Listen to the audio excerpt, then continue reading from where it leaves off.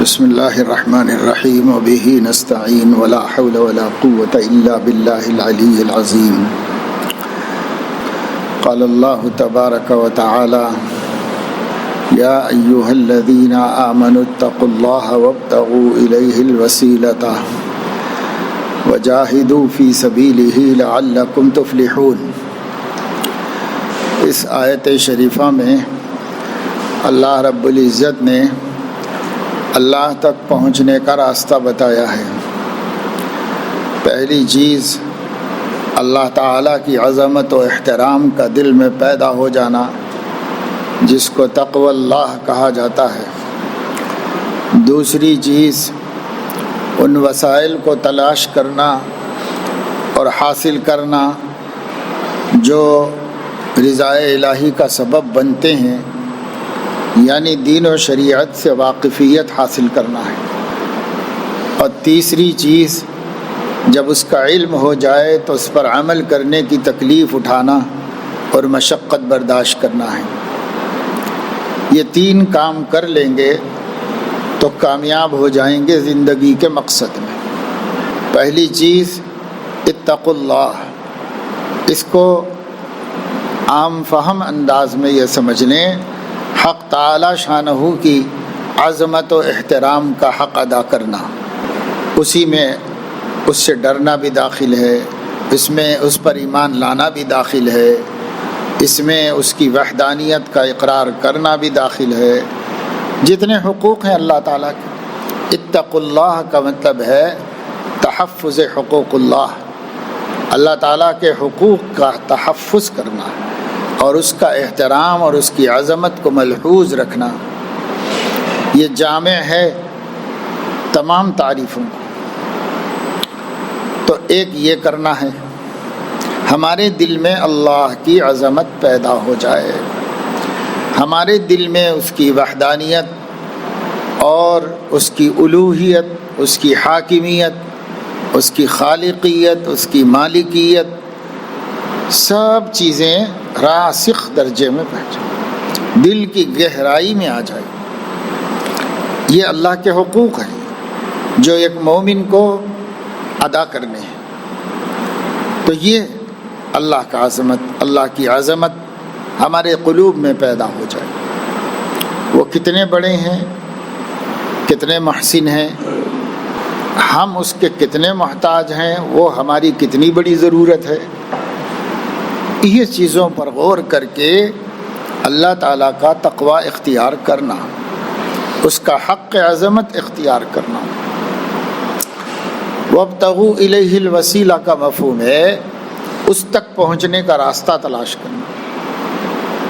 ہم تلاش کرتے تو عمریں گزر جاتی، نہ تلاش کر پاتے، لیکن اللہ نے خود سے بتا دیا ہے، اپنے نبی کو بھیج کر، اپنے حبیب کو مبعوث کر کے ہمارے سامنے پیش کر کے اللہ نے اپنے سے بتا دیا، کیونکہ اللہ کو معلوم ہے کہ بندے کو حق کی کھوج کی صلاحیت نہیں ہے اگر میں نہ دوں تو، اللہ کو معلوم ہے۔ اس لیے پاک پروردگار نے ہمیں ڈھونڈنے کا جو حکم دیا تو ہمارے لیے اس کا ڈھونڈنا آسان کر کے حکم دیا۔ تو اب کیا وسیلہ ہے؟ وسیلہ حضرت محمد صلی اللہ علیہ وسلم ہے، وہ جو دین لے کے آئے ہیں، وہ جو زندگی لے کے آئے ہیں، علماً و عملاً، وہ زندگی، یہی ہے وسیلہ خدا تک پہنچنے کا۔ وابتغوا الیہ الوسیلہ، تو علم حاصل کرو، پہلے ایمان لاؤ، پھر علم حاصل کرو، پھر عمل کرو۔ وجاہدوا فی سبیلہ، عمل کرو۔ ہمارے مشائخ بیعت کرتے وقت میں خطبہ بیعت کے اندر یہ آیت پڑھتے ہیں۔ عام طور سے لوگوں کے ذہن میں آ گیا کہ وسیلے سے مراد کسی کو پیر بنانا ہے، یہ آ گیا، لیکن یہ نہیں ہے، وہ تو دین کے خلاصے کے طور پر یہ آیت پڑھتے ہیں، تاکہ بیعت ہونے والا، معاہدہ کرنے والا، ارادہ کرنے والا، اس کو صحیح بات معلوم ہو جائے کہ یہ راستہ طے کیسے ہوگا۔ ایمان درست ہو، ایمان باللہ، دوسرے دین کا بقدر ضرورت علم حاصل ہو، تیسرے عمل کیا جائے۔ ایمان لائیں تو کافی نہیں، علم حاصل کر لیں تو کافی نہیں، عمل بھی کریں۔ تو میں اس کو عام فہم انداز میں آپ کو محفوظ رکھنے کے لیے اس طرح بتا رہا ہوں کہ اے ایمان والو، اللہ تعالیٰ کی تعظیم و احترام کا حق ادا کرو، اور اس تک پہنچنے کا جو ذریعہ ہے اس کا علم حاصل کرو، یعنی شریعت و سنت کا علم حاصل کرو، اور پھر عمل بھی کرو، چاہے کتنی تکلیف پیش آئے، تکلیف گوارا کرو اور عمل کرو، لعلکم تفلحون، کامیاب ہو جاؤ گے۔ 3 باتیں ہیں، مختصر سی ہیں، 3 باتیں یاد رکھنا، 3 باتوں میں اپنے کو پرکھتے رہنا کہ میں اس میں کم تو نہیں ہوں، کمزور تو نہیں ہوں، اس پہ پرکھتے رہنا، اور تینوں چیزوں کا لحاظ رکھنا آخری سانس تک۔ ایک مرتبہ ایسا ہو سکتا ہے کہ ایک آدمی کا اللہ تعالیٰ کی معرفت بھی کامل ہو جائے، اس سے محبت بھی ہو، اس پر ایمان بھی ہو، اور علم بھی پورا آ جائے، سب معلومات دین کی ہو جائیں، اور عمل بھی ماشاءاللہ کرتا ہے، جو معلومات ہیں اس کے اوپر عمل بھی کرتا ہے، تب تو مقصد حاصل ہو گیا۔ لیکن اگر یہاں یہ سمجھ لیا کہ مقصد حاصل ہو گیا تو بے فکر ہو جائے گا، تو پھر انہی مقاصد میں نیچے آ جائے گا۔ اس لیے آخری سانس تک یہ سمجھنا کہ تینوں باتیں مجھے حاصل ہو گئیں سب سے بڑا دھوکہ ہے، اور جس کو یہ دھوکہ لگ گیا وہ رستے سے بھٹک جاتا ہے اور وہی گمراہ ہو جاتا ہے۔ اس لیے بھائی 3 باتوں کو ذہن میں محفوظ کرو، ملحوظ رکھو، روزانہ پرکھتے رہو۔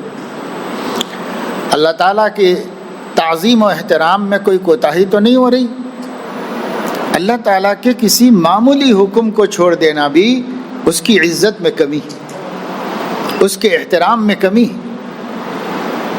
اس لیے روز اس پہ نظر رکھو کہ اللہ تعالیٰ کی تعظیم و احترام میں کوئی ہم سے کمی تو نہیں ہو رہی۔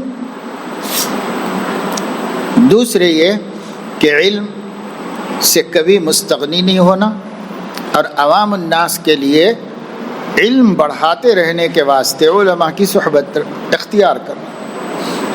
اپنے اپنے علاقوں میں جو بھی عالم ہے تھوڑی دیر روزانہ 10-20 منٹ، روزانہ نہ صحیح، چھٹی کے دن 1 گھنٹہ، آدھا گھنٹہ،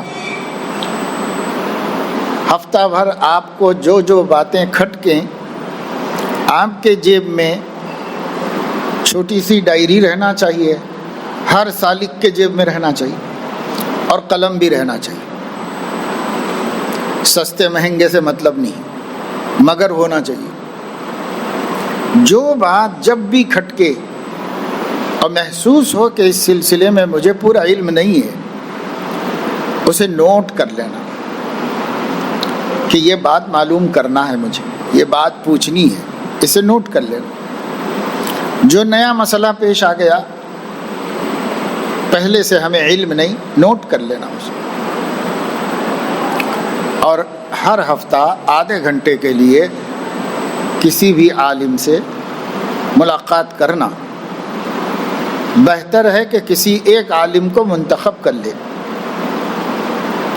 کیونکہ بعض لوگوں کا مزاج یہ ہے کہ اس سوال کی ان کو کوئی خاص ضرورت تو نہیں رہتی، لیکن جس سے ملتے اس سے پوچھتے ہیں، اس سے مل کے اس سے پوچھتے ہیں، اس سے مل کے اس سے پوچھتے ہیں، ہر ایک ذرا ڈفرینٹ بتاتا ہے، الگ الگ جواب، تو کنفیوز ہو جاتے ہیں اور پھر علماء سے بدگمان ہو جاتے ہیں۔ وہ یہ طریقہ ہی آپ کا غلط ہے۔ آپ کسی ایک سے پوچھو، کم از کم اتنا ہو کہ ایک سوال کئی لوگوں سے مت پوچھو۔ کئی اہم مسائل ایسے ہوتے ہیں، بعض لوگ پوچھیں، جواب دینے کے بعد بولتے نہیں وہ مولانا ایسا بول رہے تھے، تو جب ان سے پوچھا تھا تو یہاں کیوں آیا بھائی؟ اسی پہ عمل کر لینا چاہیے تھا۔ صحیح غلط اللہ جانے، وہ جانے، آپ کو پوچھنا تھا، آپ پوچھ رہے، آپ کو عمل کر لینا چاہیے تھا۔ پھر اور ایک سے کیوں پوچھ رہے ہو، پھر اور ایک سے کیوں پوچھ، یہی تمہارے دال میں کالا ہے کہ کہیں سے اپنے مطلب کا نکل جائے جواب تو اس پہ عمل کر لیں۔ دین کہاں تمہیں پسند ہے؟ دین پسند ہے، ایک عالم صاحب سے پوچھا، انہوں نے بتایا، عمل کر لیا، یہ ہوتا ہے۔ ہاں البتہ کبھی آدمی کو جواب سے اطمینان نہیں ہوتا تو وہ اور بڑے عالم سے تحقیق کر کے اطمینان کر لے، یہ الگ بات ہے جی نہیں۔ ایسا صحابہ کرام میں بھی ہوتا تھا۔ ایک صحابی نے حضرت عبداللہ ابن عباس رضی اللہ عنہما سے ایک سوال کیا تو انہوں نے جواب دیا۔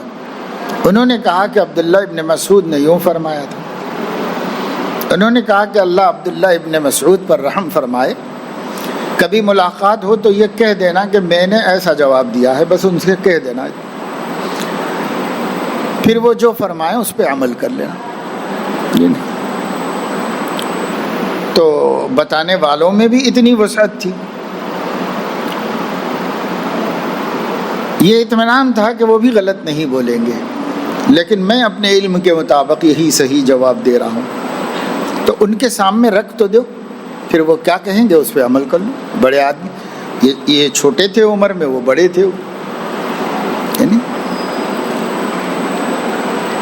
پھر صحابہ کی شان یہ تھی کہ اگر ان کے سامنے کسی جونیئر صحابی کی بات آتی اور کرتے اور انہیں وہ زیادہ صحیح معلوم ہوتی تو کوئی تکلف نہیں کرتے تھے، بھائی انہوں نے صحیح کہا ہے اسی پہ عمل کرو، یہ کہہ دیتے، تکلف کچھ نہیں ہوتا تھا، کیونکہ سب لوگ اللہ کے دین کے امین تھے، ڈرتے رہتے تھے کہ ہم سے خیانت نہ ہو جائے، ہماری وجہ سے کوئی غلط راستے پہ نہ چلا جائے، ڈرتے رہتے تھے۔ بہرحال آج بھی علماء ہیں اور ماشاءاللہ رہنمائی کرتے ہیں، سیدھا راستہ دکھاتے ہیں۔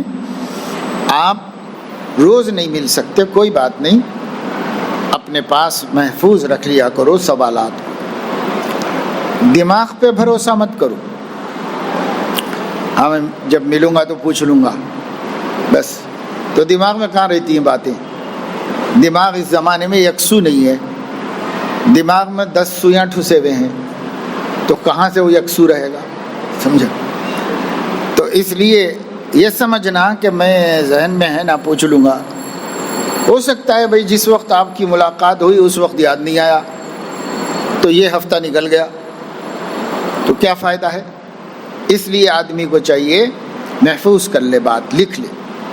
العلم صید والکتابۃ قید، علم شکار ہے اور لکھ لینا اس کا پنجرا ہے، جال ہے، وہ جال میں اس کو پھنسا لینا چاہیے، جال میں نہیں پھنسا تو پھر نکل جائے گا، اس لیے لکھ لینا چاہیے۔ جون سی زبان آتی ہو بھائی، تیلگو آتی تیلگو میں لکھ لو، مراٹھی آتی مراٹھی میں لکھ لو، اردو آتی اردو میں لکھ لو، انگلش آتی انگلش میں لکھ لو۔ کیا اپنے یادداشت کو لکھ لینا ہے کہ یہ بات مجھے پوچھنا ہے، یہ بات معلوم کرنا ہے۔ حکیم الامت حضرت تھانوی رحمۃ اللہ علیہ نے 40 نصیحتیں ہر مسلمان کے لیے کی، ہر مسلمان یہ 40 باتیں جو سینکڑوں آیتوں اور حدیثوں کا خلاصہ ہے۔ آپ میں سے جو پرانے لوگ ہیں ان کے پاس وہ کتاب بھی ہوگی جو میں نے اس کی تشریح میں لکھی، 40 نصیحتیں، پرانوں کے پاس تو ہے۔ یہ 40 نصیحتوں میں سے نمبر 1 کیا ہے؟ ضرورت کے مطابق دین کا علم حاصل کرے، خواہ کتاب پڑھ کر یا عالموں سے پوچھ کر۔ 2 راستے ہیں، ایک یہ ہے کہ باقاعدہ علم حاصل کرے، علماء کے سامنے کتابیں پڑھے، دوسرا راستہ یہ ہے پوچھ لیا کرے۔ صحابہ تو پوچھ کر ہی عالم بنے، کوئی کتاب تو نہیں پڑھی انہوں نے، یہ فطری راستہ ہے، پوچھ کر اپنا علم بڑھاتے رہنا، پوچھ کر اپنی جہالت کو دور کرتے رہنا، تو یہ علم حاصل کرنے کا سلسلہ جاری رہو۔ یہ ہے وابتغوا الیہ الوسیلہ، اللہ تک پہنچنے کا راستہ ڈھونڈو۔ تو کیسے پہنچیں گے؟ وہ دین کے علم میں ہے، وہ معلوم ہوگا تو وسیلہ ہمیں ملے گا۔ اب اس کے بعد تیسرا نمبر ہوتا ہے جاہدوا فی سبیلہ۔ بس اب علم حاصل ہو گیا، معتبر عالم سے، معتبر کتاب سے علم حاصل ہو گیا تو مجاہدہ کرو۔ یہاں آ کے اکثر لوگ اٹک جاتے ہیں. صاحب اچھی معلومات ہیں مگر عمل کرنے کے لیے تیار نہیں. یہ بری بات ہے، معلوم ہے اور خوب اچھی طرح معلوم ہے، پر اس بری بات سے بچنے کے لیے تیار نہیں. یہ اچھی بات ہے، معلوم ہے، دلائل سے معلوم ہے، دل مطمئن ہے، مگر اس پہ عمل کرنے میں مجاہدہ ہے تو کرنے کو تیار نہیں. تو بھائی کیسے کام چلے گا؟ اس لیے تینوں چیزیں کرنی ہیں: عقائد کا درست ہونا، علم کا صحیح ہونا، عمل کا مضبوط ہونا. آگے فلاح ہے، کامیاب، لعلکم تفلحون، کامیاب ہے. اس لیے تین باتوں پر نظر رکھنے، یہ تین باتیں سیکھنے، ان تین باتوں کا استحضار پیدا کرنے کے لیے آپ کا یہاں پر آنا ہے. یہ آنا جانا کوئی چیز بھی نہیں ہے. بہت لوگ حیدرآباد آتے ہیں، چار مینار دیکھ کے جاتے ہیں، گولکنڈہ دیکھنے آتے ہیں. بہت سے لوگ حیدرآباد میں شاپنگ کرنے آتے ہیں. بہت سے لوگوں کا آنا جانا ہے، وہ اپنے کاروبار کا مال لینے آتے ہیں، لے کے جاتے ہیں، اپنے کاروبار دکانیں کرتے ہیں. بہت سے لوگ اعزاء اور رشتہ داروں سے ملاقات کے لیے آتے ہیں جاتے ہیں. آپ بھی آتے ہیں جاتے ہیں، مقصد کیا ہے؟ اگر مقصد مستحضر نہیں ہوگا تو پھر یہ آنا جانا ہی رہ جائے گا. اور آنا جانا کوئی چیز نہیں ہے. پیسہ خراب ہو رہا ہے، ٹائم خراب ہو رہا ہے. اگر آنا جانا کوئی چیز ہے تو آنے جانے میں پیسہ جا رہا ہے، ٹائم جا رہا ہے. پیسہ بھی اللہ کی نعمت ہے، عمر بھی اللہ کی نعمت ہے، اور حساب بھی ہوگا قیامت میں. تو کہاں جا رہا ہے یہ؟ اگر ایک مقصد کے لیے یہ آنا جانا ہے تو یہ جو پیسہ ہے یہ بھی قیامت میں حسنات کے پلڑے میں رکھا جائے گا. اور یہ جو ٹائم ہے آپ کا، یہ ٹائم بھی قیامت میں نیکیوں کے پلڑے میں رکھا جائے گا. اگر مقصد متعین ہے. مقصد کیا ہونا چاہیے؟ یہ تین باتوں کا استحضار، ان تین باتوں کی عملی مشق یہ ہے. اور آپ پھر جائزہ بھی لیں کہ فائدہ ہو رہا ہے کہ نہیں ہو رہا ہے. اس کا آپ جائزہ بھی لیتے رہیں.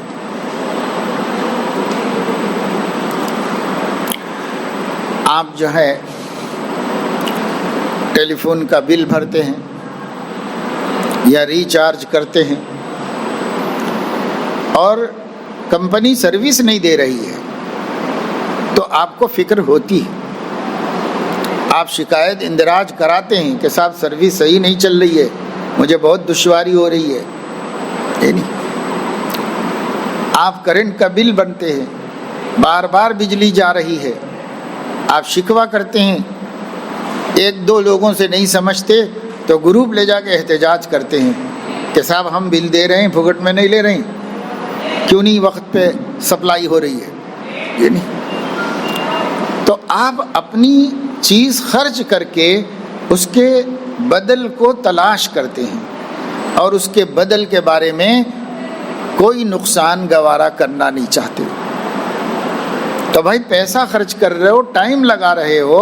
زندگی کی سب سے قیمتی دو دولتیں، سب سے قیمتی دولت عمر ہے، وقت ہے، وہ لگا.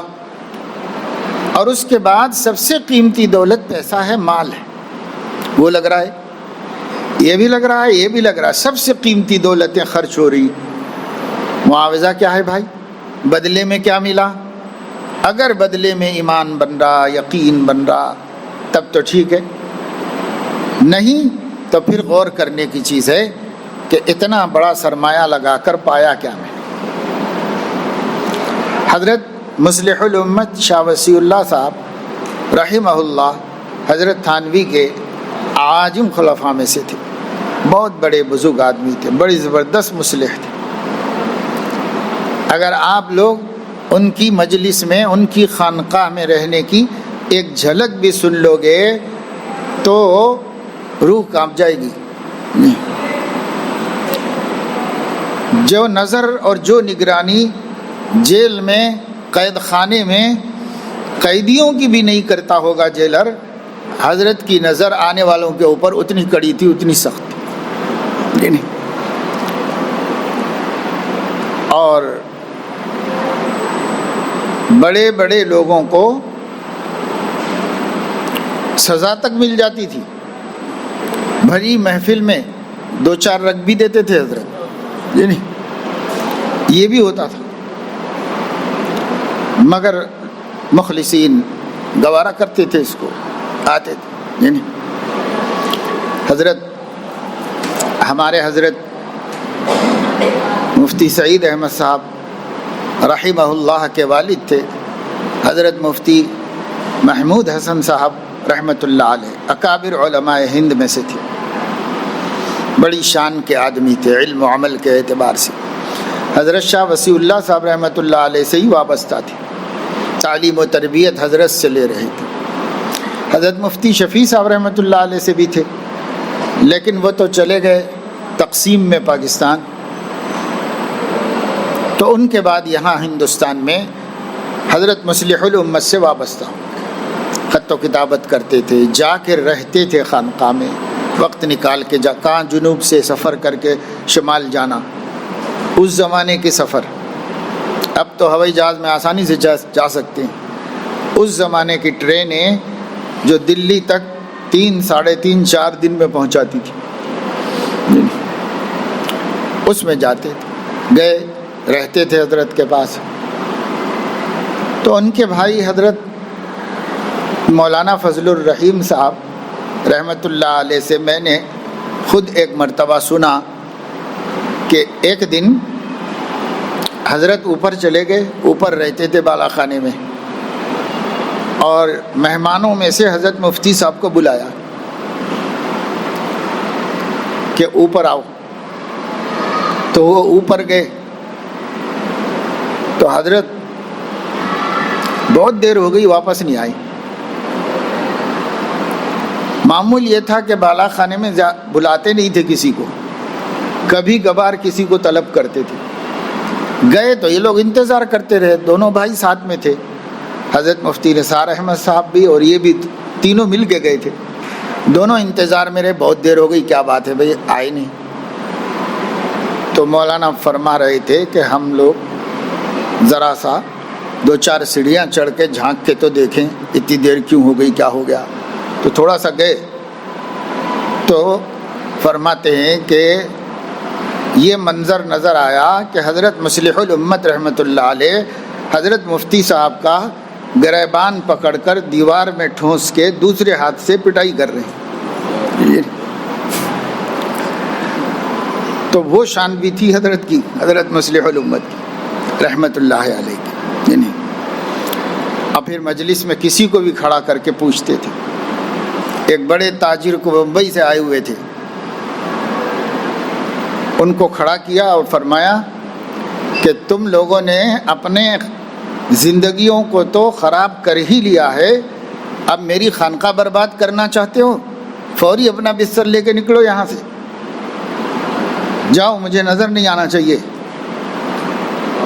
تو وہ بیچارہ بستر لے کے نکل گیا وہاں سے. کوئی بات تھی جو ان کو نظر آئی تھی، بس اتنا کہا تم لوگوں نے اپنی زندگیاں تو برباد کر لی ہیں، اب میری خانقاہ بھی برباد کرنے آئے ہو یہاں پر، نکلو یہاں سے.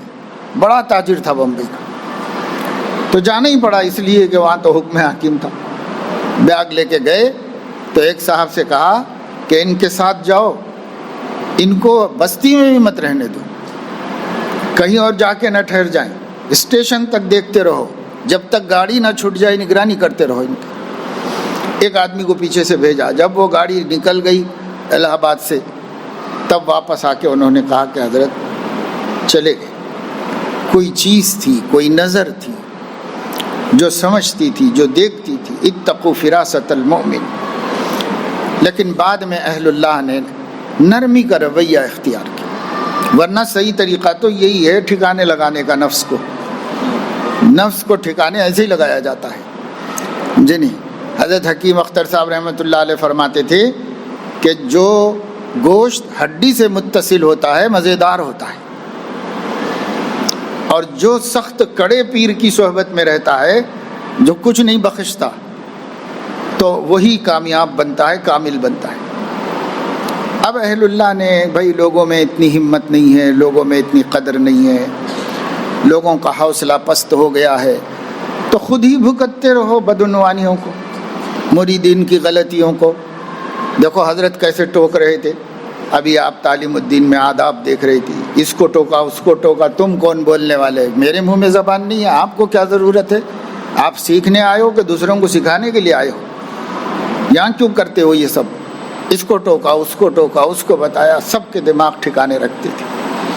ہر آدمی کچھ کرنے سے پہلے، کچھ کہنے سے پہلے سوچتا تھا کہ کہیں رسوائی نہ ہو جائے، سوچ سمجھ کے بولو بھائی، سوچ سمجھ کے رہو، ایسے ہوتا تھا، ٹھکانے لگتے تھے، یہ نہیں ایسا ہوتا۔ تو حضرت مصلح الامت رحمۃ اللہ علیہ نے ایک دن حضرت مولانا یوسف صاحب بستوی رحمۃ اللہ علیہ تھے، ایک کاندھلوی ہیں بڑے عالم دین، ایک بستوی وہ بھی بہت بڑے عالم تھے، حضرت محی السنہ کے خلیفہ تھے۔ ابتداءً نوجوانی میں حضرت مصلح الامت کی خانقاہ میں تربیت پا رہے تھے، تو بڑی مجلس میں کھڑا کر کے کہا مولوی یوسف کھڑے ہو جاؤ، تو کھڑے ہو۔ کہا یہاں پر کب سے رہ رہے ہو؟ حضرت 1 سال سے رہ رہا ہوں۔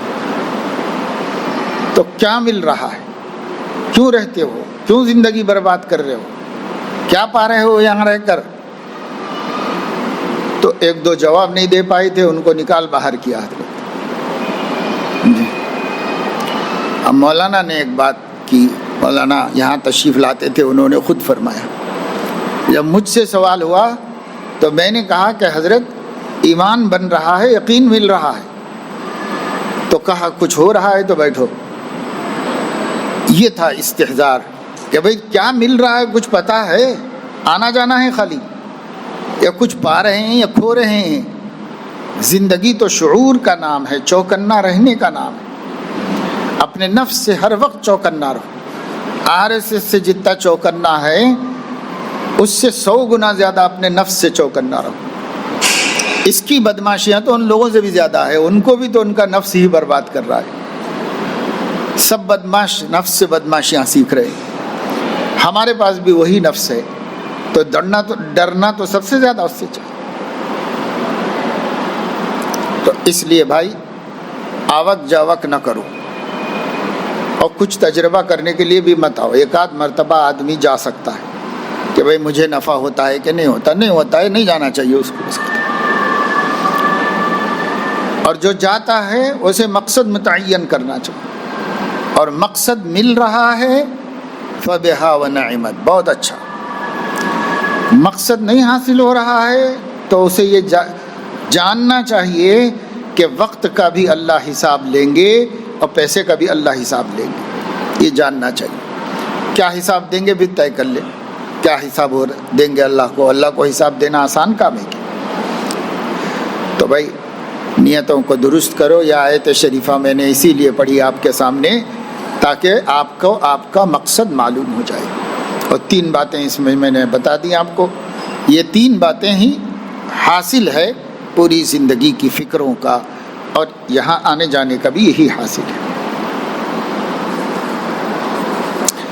یہ تو کچھ بنیادی بات تھی جو ہر مرتبہ چونکہ نئے بھی ہوتے ہیں پرانے بھی ہوتے ہیں، نئےوں کو تو بتانا ضروری ہی ہے، پرانوں کو بھی یاد دلانا ضروری ہے، نہیں تو پرانے بھی جو ہے عبادت کو عادت بنا لیتے ہیں۔ اسلام چاہتا ہے کہ عادت کو عبادت بناؤ، اسی لیے ہر نماز کو نیت کرائی جاتی ہے تاکہ کہیں وہ عادت نہ بن جائے، عبادت عبادت ہی رہے۔ تو اسلام چاہتا ہے عادت کو عبادت بنائیں، ہم لوگ کیا کرتے ہیں عبادت کو بھی عادت بنا لیتے ہیں، جب وہ عادت بن جائے گی کسی کام کی نہیں رہے گی۔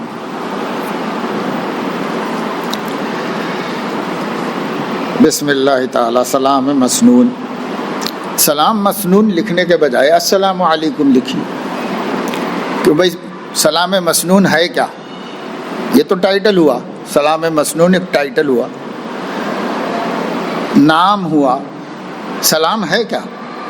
سلام تو السلام علیکم ہے، کم سے کم، تو بجائے سلام مسنون لکھنے کے السلام علیکم لکھنا چاہیے، یہ نہیں۔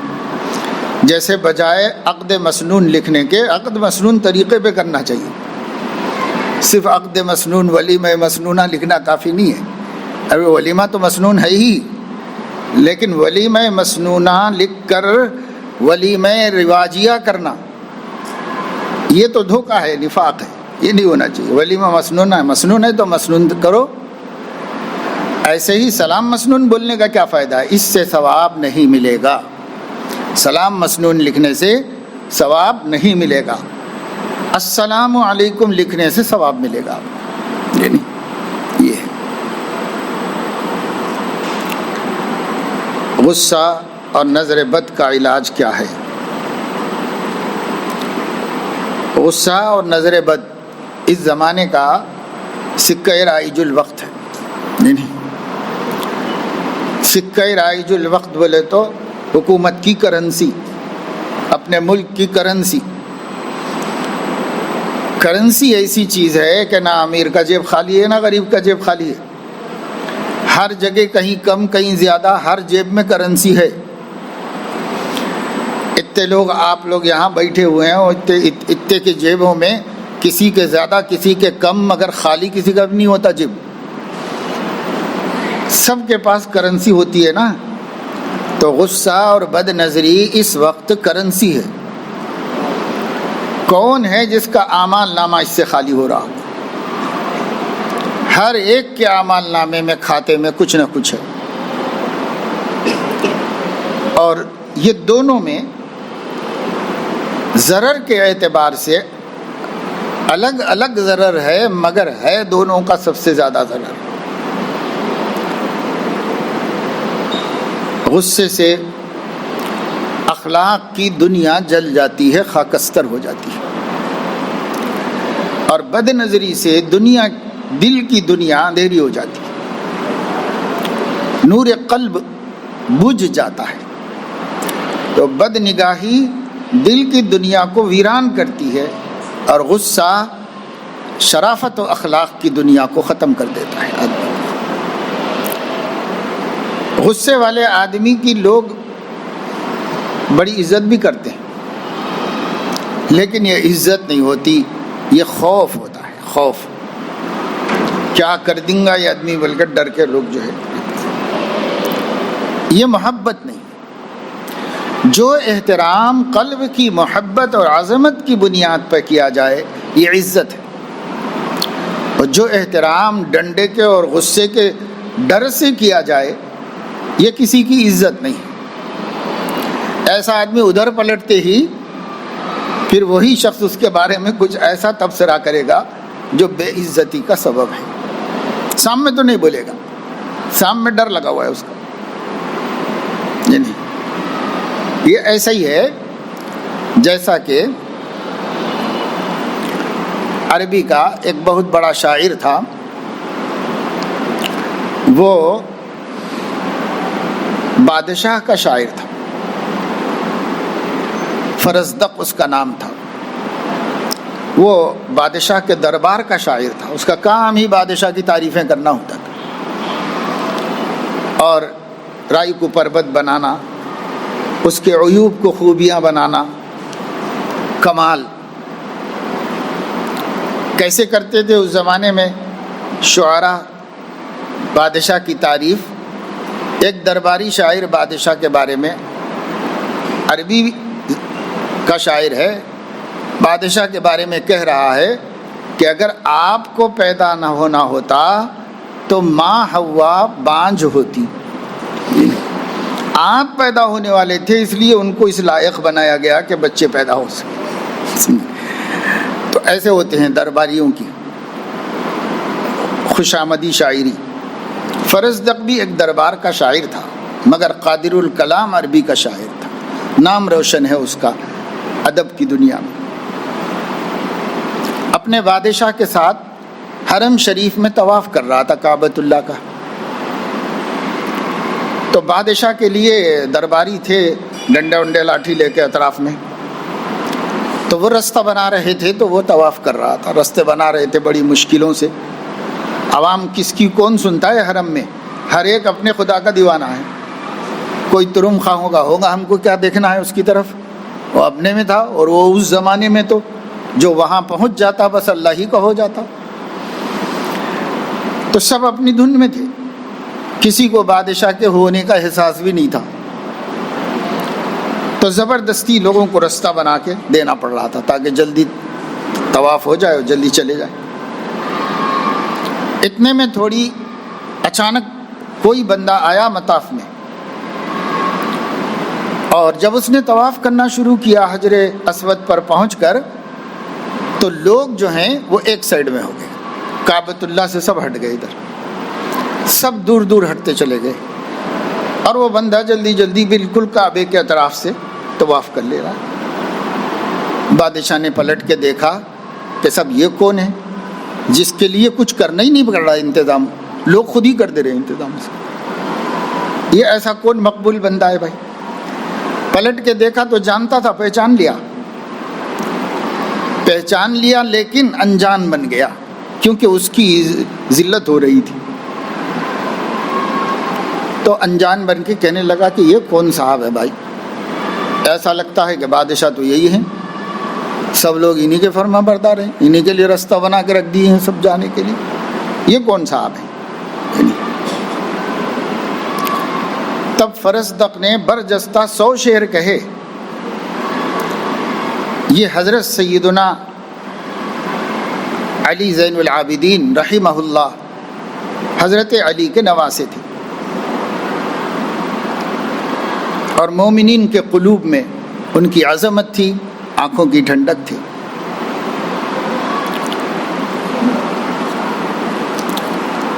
اس نظم کا ایک حصہ نفحۃ العرب میں حضرت شیخ الادب نے نقل بھی کیا ہے.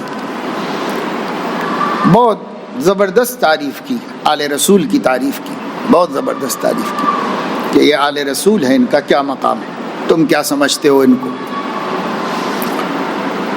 تو غصہ آ گیا اس کو، اس واسطے کہ بہت زیادہ تعریف کر دی تھی انہوں نے. بعد میں گھر میں جا کر کے حضرت زین العابدین رحمہ اللہ کو پتہ چلا کہ یہ کلام کہا ہے فرزدق نے ہم لوگوں کی شان میں. تو مسافر تھے، وہ بھی حج کرنے ہی آئے تھے. جو کچھ ان کے پاس تھا سب جمع کروا کے اس کے پاس ہدیہ بھیج دیا. فرزدق نے پورے ہدایا واپس کر دیے اور یہ کہا کہ یہ جو کچھ میں نے کہا تھا یہ میرے دل کی آواز تھی جو میں اپنے اللہ کو سنانا چاہتا تھا. میں اس کا کوئی معاوضہ کسی سے لینا نہیں چاہتا. یہ میرے دل کی آواز ہے آل رسول کے واسطے. یہ بھی تو میں یہ بتا رہا ہوں کہ ایک احترام یہ ہے اور ایک احترام وہ ہے. وہ احترام عظمت کی وجہ سے ہے اور یہ احترام خوف کی وجہ سے. تو غصے والے کی جو عزت ہوتی ہے وہ خوف کی وجہ سے. بچے بھی کرتے ہیں تو ابا سمجھ کے نہیں کرتے، جلاد سمجھ کے کرتے ہیں. بیوی بھی کرتی ہے تو میرے پیارے شوہر سر تاج من بول کے نہیں کرتی، بلکہ پتہ نہیں آج کیا قیامت قائم ہو جائے گی بھائی، کہنا مانو بس. دوست بھی صبر کر لیتے ہیں تو اس کے خوف سے ہی کرتے ہیں، اس کی محبت سے کوئی نہیں کرتا. اور دوست روزانہ بدلتے رہتے ہیں جیسے کپڑے بدلتے رہتا ہے. اس کو تجربہ ہو گیا انہیں ہٹ گیا، اس کو تجربہ ہو گیا انہیں ہٹ گیا. کیا چیز ہے؟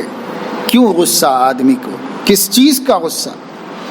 غصہ تو اللہ کو آنا چاہیے، لیکن اللہ نے بھی غصے کو اپنے کنٹرول میں کر لیا اللہ نے، اور عرش پہ لکھوا دیا رحمتی سبقت غضبی. غصہ اچھی چیز ہوتی تو اللہ رحمت پہ غالب کرتا، غضبی سبقت اعلی رحمتی یہ کہتا. لیکن اللہ کو اس صفت وہ صفت اللہ کے لیے اللہ کے حق میں ضروری اور اچھی صفت ہے. اللہ نے اپنے لیے اس صفت کا انتخاب کیا ہے، لیکن اس کو مغلوب رکھنا ہی بندوں کے حق میں بہتر سمجھا ہے. ورنہ اللہ اس کو مغلوب نہ رکھتا. سمجھو 50% رحمت 50% غصہ بھی رکھتا تو یہ دنیا قائم ہی نہ ہو پاتی، یہ بندے بچ ہی نہ پاتے، سب برباد ہو جاتے۔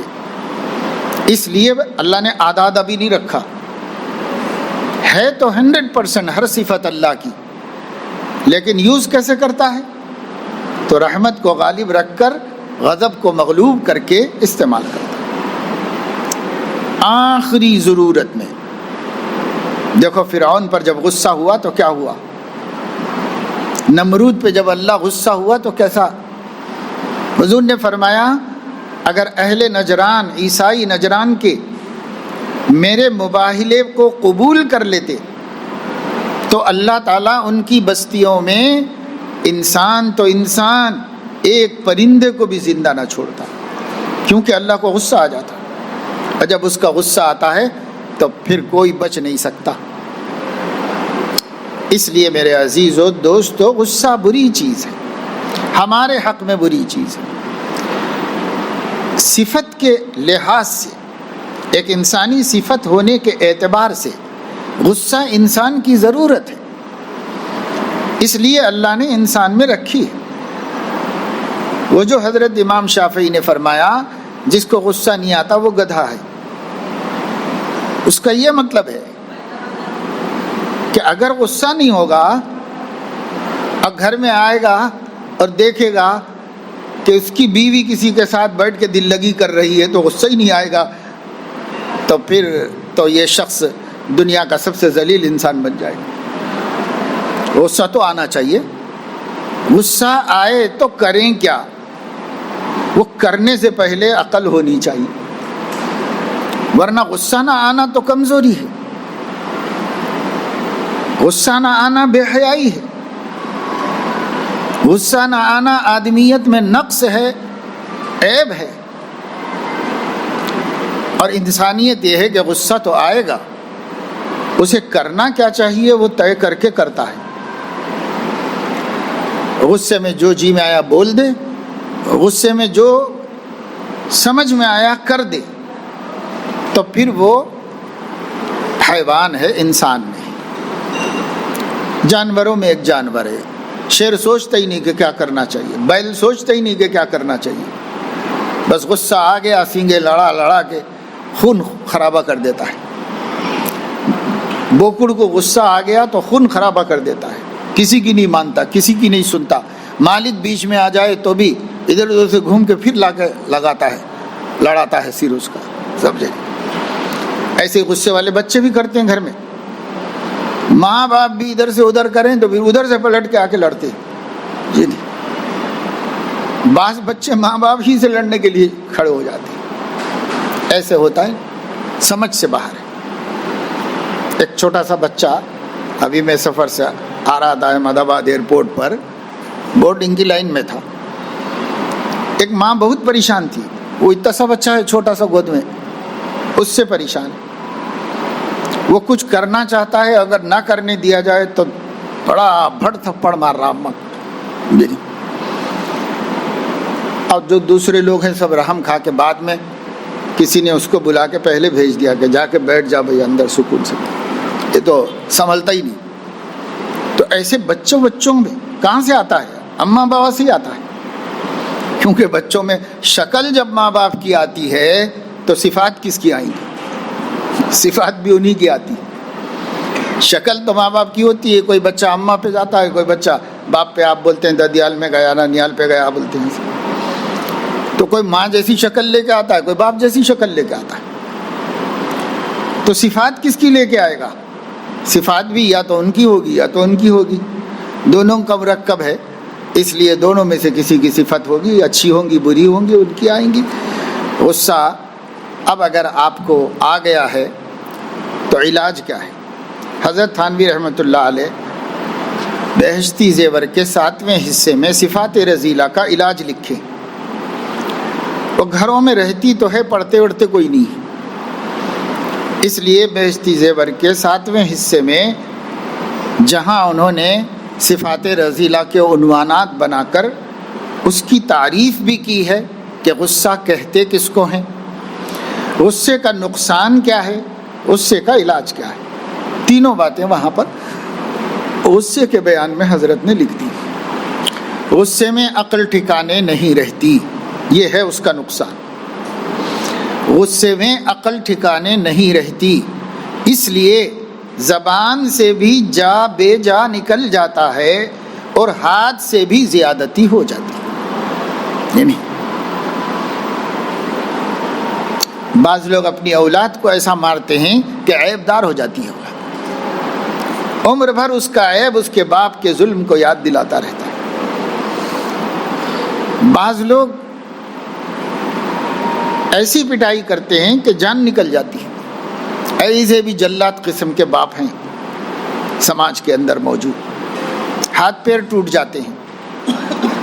ایک اخبار میں آیا تھا کہ ٹیچر نے تماچا ایسا مارا معصوم بچی کو کہ آنکھ سے اندھی ہو گئی. ایسے معلمین مدرسین میں بھی ہوتے ہیں. انسان تو سبھی انسان ہے نا، جن کی اصلاح ہوئی، جن کی نہیں ہوئی. جو شریف ہیں ان کی شریف صفتیں ہیں، جو رذیل ہیں ان کی رذیل اور کمینہ صفتیں ہیں. ختم کیوں نہیں ہوتی بھائی؟ اگر آپ کو پھنسی نکل آئے تو کیسے ختم ہو گئی؟ آپ کو بخار آیا تھا تو وہ کیسے ختم ہو گیا؟ آپ کو کھانسی ہو گئی تھی تو وہ کیسے ختم ہوئی؟ آپ کو ٹھوکر لگ گئی تھی، فریکچر آیا تھا تو وہ کیسے ختم ہوا؟ ایسے ہی آپ میں غصہ ہے تو وہ ختم ہونا چاہیے. جسمانی اور مادی عیوب کو دور کرنے کی فکر تو ایسی ہوئی کہ 3 دن میں 5 دن میں ختم ہوگی بیماری.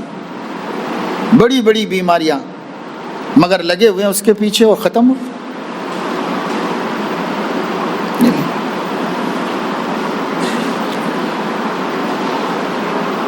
بس بھائی اتنا ہی ہے. ہماری چاہت کی کمی ہے، عزم اور حوصلے کی کمی ہے. باقی سب معلومات آپ کو ہیں. اس میں سوال تو ایسا ہے کہ اس کا علاج کیا ہے، مگر میں نہیں سمجھتا کہ خود سائل بھی نہیں جانتا. پوچھنے کا مقصد یہ ہوتا ہے کہ کوئی ایسا کرشمہ اور چمتکار دکھا دیجئے کہ وہ میں کچھ نہ کروں اور میرا غصہ ختم ہو جائے. نہیں، ایسا کوئی چمتکار دکھا دو. آپ پیر صاحب ہو تو کوئی کرامت بتا دو، وہ خود سے نکل جائے میرے اندر سے، مجھے کچھ کرنا نہ پڑے. تو بھائی یہ وہ صفتیں ہیں جس میں نبی نے اپنا معجزہ بھی نہیں دکھایا ہے. جی نہیں، اب پیر کیا کرامت دکھائے گا آپ کو؟ خود کرنا. تو ہی اگر نہ چاہے تو باتیں ہزار ہیں، اور چاہو تو جس دن چاہو اس دن کامیاب ہے، اسی دن کامیاب ہے.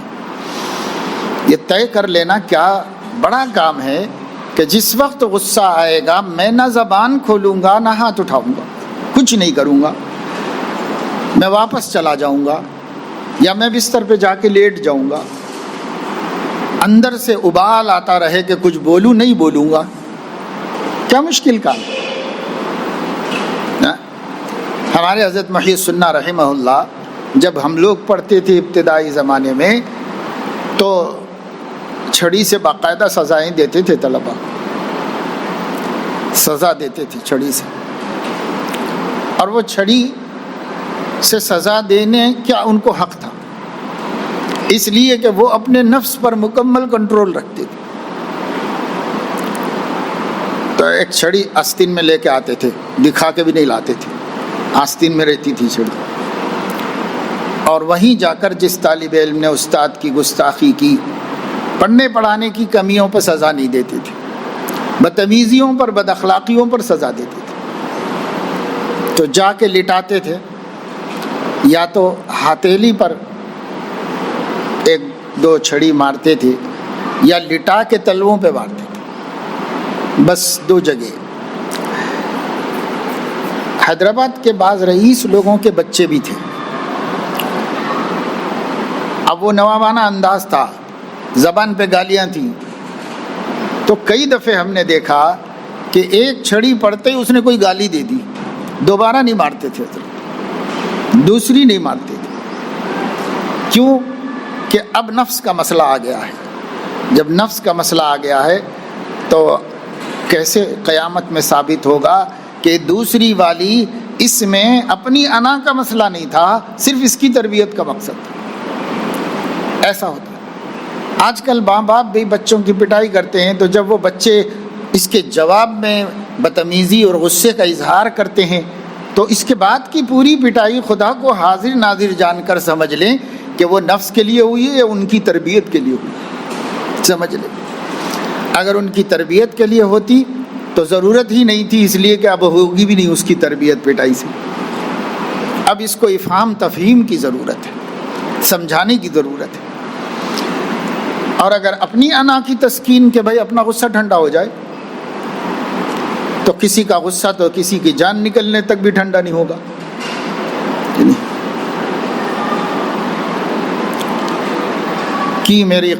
کی میرے قتل کے بعد توبہ اس نے جفا سے، ہائے اس زود پشیماں کا پشیماں ہونا۔ آج شرمندہ ہو کے کیا فائدہ ہوا؟ کی میرے قتل کے بعد توبہ اس نے جفا سے، ہائے اس زود پشیماں کا پشیماں ہونا۔ اس پشیمانی کا کیا فائدہ ہے، اس شرمندگی کا کیا فائدہ ہے، جان تو میری چلی گئی۔ تو بعد کی شرمندگی سے کچھ ہونے والا نہیں، اپنی عادت بدلنے والی نہیں، بعد میں شرمندہ ہو کر معافی مانگ لینے سے بھی بدلنے والی نہیں۔ اس لیے کہ نفس کہے گا یہی کرتا رہے، یہی معافی بھی کرتا رہے، یہ بھی چلاتا ہے، یہ بھی چلاتا رہے، بس ختم۔ اور جو اپنے مجبور ہیں وہ معاف نہیں کریں گے تو کیا بدلہ لیں گے؟ آپ شاگرد پہ ظلم کرے تو کیا بدلہ لے گا وہ؟ بیٹا معاف کر دے، اچھی بات حضرت معاف کر دیا، نہیں تو کیا بدلہ لے گا؟ وہ بولے گا کہ نہیں میں بدلہ لوں گا، مجھے میں معاف نہیں کروں گا۔ بیٹا بولے گا کہ نہیں میں بدلہ لینا چاہ رہا ہوں، نہیں۔ ہاں وہ اپنے دل میں اللہ سے کہہ رہا ہوگا کہ اللہ اس کا بھی کوئی باپ کر دے جو اس کو بتائے کہ تکلیف کس کو کہتے ہیں، اس کو بتائے کہ ذلت کس کو کہتے ہیں، کوئی اور اس کے اوپر مسلط کر، میں تو نہیں کر سکتا بدلہ۔ ایسا ہوتا ہے۔ وہی بات کو حضور علیہ السلام نے ایک صحابی ایک غلام کی پٹائی کر رہے تھے تو پیچھے سے یہ فرمایا تیرا بھی کوئی آقا ہے، بس اتنا فرما دیا، اور اتنا ان کے لیے کافی ہو گیا۔ تیرا بھی کوئی آقا ہے، بس یہ جملہ کافی ہو گیا صحابہ کی تربیت کے واسطے۔ اب آپ بھی اسی سے علاج کر لیجئے۔ جس میں غصہ آتا ہے اس وقت سوچ لیجئے کہ کسی اور کو میرے اوپر بھی آ سکتا ہے، اور وہ ارض و سما کا مالک ہے، اسے آ گیا تو پھر کیا بنے گا میرا، یہ سوچ لیں۔ بہرحال علاج تو آسان ہے اور بزرگوں نے سب لکھ دیا ہے، اب اس سے زیادہ کوئی لایا بھی نہیں جا سکتا۔ قرآن نے کہہ دیا ہے، نبی نے کہہ دیا ہے، اہل اللہ نے جمع کر دیا ہے، اب وہی ہے نسخہ، اب نیا نسخہ کچھ بھی نہیں، وہی نسخہ ہے، اسی نسخے پہ عمل کرو گے تو کام بنے گا۔ اس لیے میں نے آپ کو شروع میں تمہید میں آیت کو سمجھا دیا کہ 3 باتیں ہیں۔ تو علم صحیح آپ کے پاس ہے، عمل نہیں کر رہے، عمل کریں گے تو لعلکم تفلحون، فلاح پا جاؤ گے، کامیاب ہو جاؤ۔ عمل پہ آنے کا ہے، یہ کوششیں صرف عمل پہ آنے کے واسطے ہے کہ عمل پہ آؤ۔ اس وقت کوئی بات نہیں بولنا ہے، کوئی کام نہیں کرنا ہے۔ غصہ کس کو نہیں تھا؟ آپ نے نہیں سنا حضرت سیدنا زین العابدین جن کا میں نے ابھی ذکر کیا، اللہ کے نبی کے نواسے ہیں، حضرت علی کے بھی نواسے پوترے ہیں حضرت علی کے۔ ان کا مشہور واقعہ ہے کہ مہمان بیٹھے ہوئے تھے اور مہمانوں کے لیے کھانا لایا جا رہا تھا، تو ان کی باندی نے سالن کا پیالہ لایا تو بے احتیاطی سے آنے کی وجہ سے اس کے ہاتھ سے چھوٹ کے گر گیا۔ یعنی ان کے گود میں ان کا معصوم بچہ تھا، اس کے اوپر گر گیا۔ غصے سے، غصہ آنا چاہیے تھا، غصہ آیا۔ جب غصے سے اس باندی کی طرف آپ نے نظر اٹھا کے دیکھا تو وہ باندی بھی اس کاشانہ نبوت کی باندی تھی، اس گھر کی باندی تھی۔ اس نے اپنے لیے عافیت قرآن میں محسوس کی۔ جیسے ہی انہوں نے غصے سے دیکھا، اپنا انجام سمجھ لیا کہ اب میرا انجام کیا ہے، تو اس نے پڑھا والکاظمین الغیظ، اللہ کے نیک بندے غصے کو پی جاتے ہیں، برداشت کر لیتے ہیں، کڑوا گھونٹ ہے مگر پی لیتے ہیں، تو نگاہیں جھکا لی اسی وقت میں۔ والعافین عن الناس، تو فرمایا جا میں نے معاف کر دیا، درگزر کر دیا تجھے، نہیں پوچھوں گا کہ ایسا کیا۔ اس نے آگے پڑھا واللہ یحب المحسنین، تو فرمایا جاؤ میں نے تم کو آزاد بھی کر دیا، کیونکہ احسان کرنا، معاف کرنا، معافی کے بعد اس سے اعلیٰ درجہ احسان کرنا، تو احسان بھی کر دیا، جاؤ معاف، آزاد، اب غلامی ختم ہے۔ بھائی اگر کسی کا ایسا غصہ تو کرو، اور اگر ایسا نہیں ہے، بچہ بول رہا کہ نہیں ابا اب نہیں کرتا، اب نہیں کرتا، ایک دفعہ معاف کرو، ایک دفعہ معاف کرو، اور کتنے وقت معاف کروں تیرے کو، تو ٹھیک۔ شیخ الحدیث رحمۃ اللہ علیہ فرماتے ہیں کہ ایک مرید مجھ سے بار بار غلطیاں کرتا، بار بار معافی مانگتا، میں ایک دن اس کو ڈانٹ رہا تھا، ڈانٹ کے کہ یہ کتنی دفعہ، 100 دفعہ، کب تک کرے گا، یہی کرتا رہتا، یہی معافی کرتا رہتا، کب تک معاف کروں؟ تو حضرت نے اس کو تنبیہ کی، تو فرماتے ہیں چچا جان سن رہے تھے مولانا الیاس صاحب رحمۃ اللہ علیہ، وہ میرے قریب میں آئے اور میرے کان میں کہا کہ اتنی دفعہ معاف کر دو جتنی دفعہ، یعنی حضرت شیخ نے کہا کہ میں کتنا بھگتوں، تو حضرت نے فرمایا اتنا بھگت لو جتنا اللہ سے کو بھگتوانا چاہتے ہو، جتنا اپنا اللہ کو بھگتوانا چاہتے ہو اتنا اس کو بھگت لو۔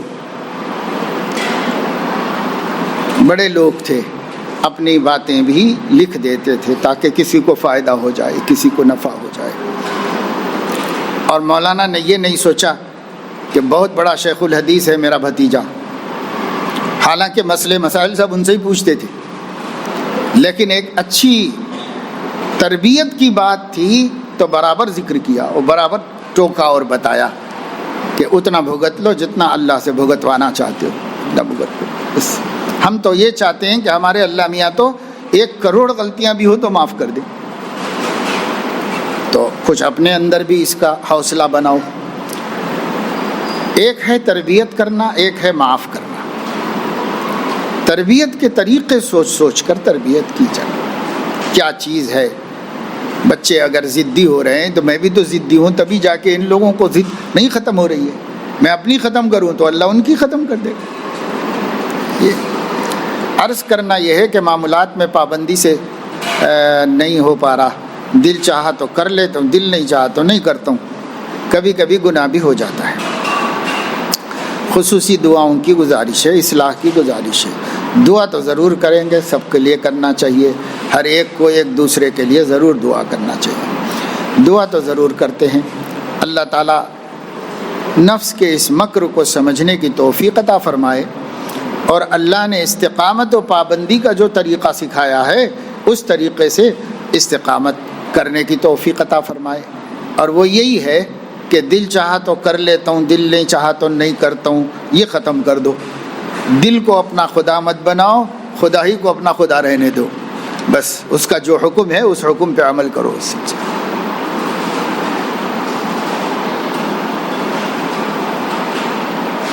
اس سلسلے کا نام کیا ہے؟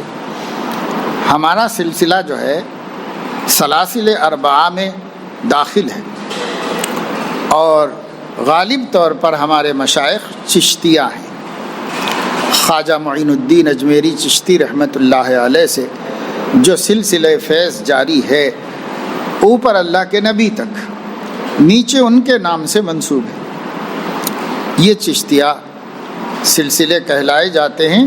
اس کی اہمیت زیادہ نہیں ہوتی، زیادہ اہمیت ہوتی ہے کسی بھی سلسلے سے شریعت پر اور سنت پر دوام اور استقامت نصیب ہو جائے، دھیان میں اللہ تعالیٰ ہر وقت رہنے لگے، دل گندگیوں سے پاک ہو جائے، چاہے قادریہ سلسلے میں ہو جائے، چاہے چشتیہ میں ہو جائے، نقشبندیہ میں ہو جائے، سہروردیہ میں ہو جائے، چاروں کو چھوڑ کے بھی ہو جائے، مگر ہو جائے، مقصود یہ ہو جائے۔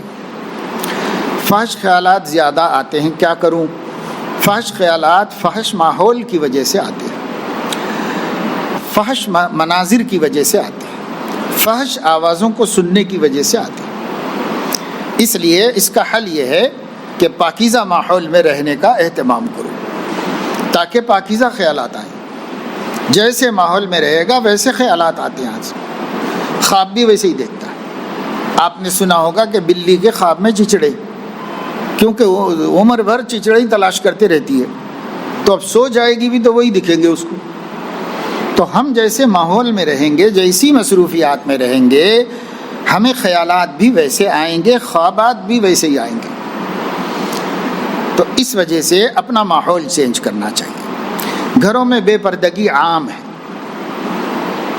نوجوان بچیاں، ایک تو لباس صحیح نہیں، دوسرے پردے کا کوئی اہتمام نہیں. تو پہلے تو خالی پورے اچھے لباس میں بھی کوئی نامحرم نظر آئے تو خیالات کا بہک جانا، بدک جانا کمپلسری تھا. اب تو وہ اچھے لباس میں بھی نہیں. تب تو اگر کالی کلوٹی بھی ہوگی اور لباس صحیح نہیں ہوگا اس کا تو اچھے اچھے لوگوں کے تقویٰ کو متاثر کر دے گا. اس لیے بھائی ماحول بدلو، پردے شرعی کی عادت ڈالو. بڑے بڑے نیک لوگ ہیں، کئی مرتبہ حج کر چکے ہیں اور خانقاہوں میں چلے لگا چکے ہیں، دعوت و تبلیغ میں وقت لگا چکے ہیں، لگا رہے ہیں برسہا برس سے، پر پردہ نہیں کرتے. شرعی پردہ گھروں میں نہیں کرتے. ایک طبقے ایک جماعت کی بات نہیں بول رہا ہوں، جتنے بھی اپنے کو دیندار کہہ رہے ہیں شاید و باید ہی اپنے گھروں میں شرعی پردہ کر رہے ہوں. کتنے ہیں جو بھابھی سے پردہ کرتے ہیں، کتنے ہیں جو سالی سے پردہ کرتے ہیں. باہر بہت بڑے آدمی جانے پہچانے جاتے ہیں، لیکن کیا گھر میں کرتے ہیں؟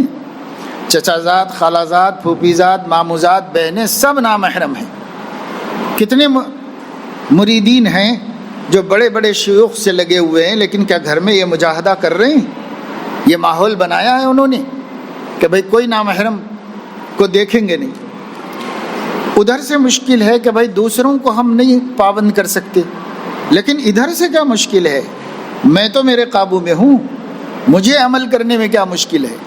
لیکن کیا کر رہے ہیں ہم؟ نہیں کر رہے ہیں. قرآن کی نص قطعی میں ہے قل للمؤمنین یغضوا من ابصارہم ویحفظوا فروجہم قل للمؤمنات یغضضن من ابصارہن ویحفظن فروجہن. فحش خیالات کیا ہیں؟ بدکاری زناکاری کے خیالات ہیں. اس سے بچنے کا طریقہ نگاہ کی حفاظت اللہ نے بیان کیا. اپنی نگاہیں نیچی رکھو، جو نامحرم ہے اسے نہیں دیکھنا ہے. بس کون محرم ہے کون نامحرم ہے آپ کو زیادہ دقت میں پڑھنے کی ضرورت نہیں. اللہ رب العزت نے قرآن مجید کے اندر صراحت اور وضاحت کے ساتھ بیان فرما دیا ہے. حرمت علیکم امہاتکم وبناتکم واخواتکم وامہاتکم وخالاتکم وبنات الاخی وبنات الاختی وامہاتکم اللاتی ارضعنکم واخواتکم من الرضاعۃ وامہات نسائکم وربائبکم اللاتی فی حجورکم من نسائکم اللاتی دخلتم بہن فإن لم تکونوا دخلتم بہن فلا جناح علیکم. یہ پوری آیت پڑھو. محرموں کو اللہ نے متعین کر دیا، باقی سب نامحرم. جیسے کسی نے حضور علیہ السلام سے پوچھا تھا کہ محرم یعنی جو حج کا عمرے کا احرام باندھا ہے وہ کیا کپڑے پہن سکتا ہے؟ تو حضور علیہ السلام نے فرمایا کہ یہ کپڑے نہیں پہن سکتا. وہ بتا دیا. اس لیے کہ جو نہیں پہن سکتا وہ بتا دینا زیادہ صحیح سوال تھا کہ کیا نہیں پہن سکتا. یہ سوال اللہ رب العزت نے آسانی کے واسطے آپ کو محرم بتا دیے کہ یہ محرم ہیں، ان سے آپ نکاح نہیں کر سکتے. حرمت علیکم، تم پر حرام کر دیے گئے ہیں اتنے رشتے. اس کو لکھ لو کسی ترجمہ قرآن میں دیکھ کر. اس کے بعد جو رشتے ہیں سب تمہارے لیے حلال کیے گئے. حلال کیے گئے تو پردہ لازم ہے بیوی بننے سے پہلے تک. ہاں اس حلال کو آپ نے بیوی بنا لیا تب تو محرموں میں سب سے قریبی محرم بن گئی. لیکن بیوی بننے سے پہلے تک یہ جتنے خواتین ہیں یہ سب آپ. اب یہ ہے کہ صاحب یہاں تو سوال کرتے ہیں کہ میں متقی بننا چاہ رہا ہوں، پرہیزگار بننا چاہ رہا ہوں، کوئی طریقہ بتائیے۔ گھر میں جاتے ہیں تو ڈھیلے بن جاتے ہیں اور یہ بولتے ہیں انہوں کیا بولیں گے، انہوں کیا بولیں گے، انہوں کیا بولیں گے۔ تو بھائی بندوں ہی کو خوش کرنا ہو تو اللہ کو خوش کرنے کی ہوس کیسی؟ بندے خوش ہوں گے، ناخوش ہوں گے، جان بوجھ کے کسی کو تکلیف مت دو، لیکن تمہارے دین پہ چلنے سے کسی کا دل دکھ رہا ہے تو ہمیں کیا کرنا ہے؟ کیا ان کی وجہ سے ہم اپنا دین برباد کریں گے، اپنی آخرت خراب کریں گے؟ یہ نہیں ہو سکتا۔ آپ کے بیٹے کو اسٹیٹ کا ویزا لگ گیا، بڑی کمپنی میں نوکری مل گئی، ویزا بھی مل گیا، اب خاندان کے کچھ لوگوں کو دکھ ہو رہا ہے، حسد ہو رہا ہے، تو آپ بولیں گے نہیں بیٹا مت جاؤ، بعض لوگوں کو تکلیف ہو رہی ہے اس لیے یہیں پر دال روٹی کھا لو، یہیں رہ جاؤ، بولو گے کیا؟ ارے کوئی کچھ بولے ہمیں کیا کرنا ہے؟ حسد سے جل جانے دو، ختم ہو جانے دو، ہمارے بچے کی خوش قسمت، جا بیٹا جا۔ ابھی دین میں ایسا کیوں نہیں سوچا؟ لوگوں کے کہنے کی وجہ سے اپنی عاقبت برباد کر رہے، اپنی آخرت خراب کر رہے، دنیا میں نہیں سوچا۔ اس لیے خواجہ صاحب رحمہ اللہ نے فرمایا، اے کہ تو دنیا میں اتنا چست ہے، دین میں کیوں آخر اتنا سست ہے؟ سب مصیبت دین پہ کیوں آ رہی ہے؟ تو فحش خیالات کو رد کرنے کے واسطے پاکیزہ ماحول بنا لو۔ ایسے ہی دوست ہونے چاہیے، اور اپنے گھر میں پردے کا اپنی طرف سے کر لو۔ دوسرے سنتے ہیں تو بہت اچھی بات ہے، نہیں سنتے کوئی بات نہیں، جھگڑا کسی سے نہیں ہے، ہمیں اپنی آخرت بنا لینا ہے بس۔ اس لیے اپنے آپ کو مضبوط کر لو، اور دوسرے موبائل کے مضرات سے دور رہو، انشاءاللہ تعالی آپ کو یہ نعمت حاصل ہو جائے گی کہ برے خیالات کے بجائے اچھے اچھے خیالات دل میں آئیں گے۔ حمل کے دوران عورت کے لیے کوئی وظیفہ ہو تو بتا دیں۔ عورت کو اس زمانے میں یا سلامو کثرت سے پڑھنا چاہیے، اللہ اس کو سلامت رکھے، جو نعمت دی ہے اس کو اخیر تک اللہ سلامت رکھے، اللہ ہی سلامت رکھنے والے ہیں۔ اس عنوان سے عورت کثرت سے پڑھ لیا کرے یا سلامو، اور ہونے والے ابا کو بھی یاد آئے تو یا سلامو پڑھ لیں، اسی تصور سے کہ اللہ پاک میری اس امانت کی حفاظت فرمائیے، اللہ سے دعا فرمائے۔ اولاد کے نیک ہونے کے واسطے پیغمبروں نے جو دعا مانگی ہے وہی دعا اسی نیت سے آپ بھی مانگ لیجئے، انشاءاللہ یہ ہوگا۔ دعا کافی نہیں ہے، دعا مددگار ہے۔ باقی ہمیں پیدا ہونے سے پہلے سے ہی اپنے گھر کا ماحول نیک بنائیں گے تو اولاد نیک بنے گی۔ ماحول تو پورا گناہوں کا ہو اور اولاد نیک بنے تو ایسے کیسے ہو جائے گا بھائی؟ ہیٹر چل رہا ہو اور ٹھنڈک لگے، ایسے کیسے ہو جائے گا؟ اے سی چل رہا ہو اور گرمی لگے، ایسے کیسے ہوگا؟ تو اپنے کو، ماں باپ کو خود نیک بن جانا پڑتا ہے اولاد کو نیک بنانے کے واسطے۔ اس واسطے خود بھی مجاہدہ کرو، انشاءاللہ بچے نیک بنیں گے، کیوں نہیں بنیں گے؟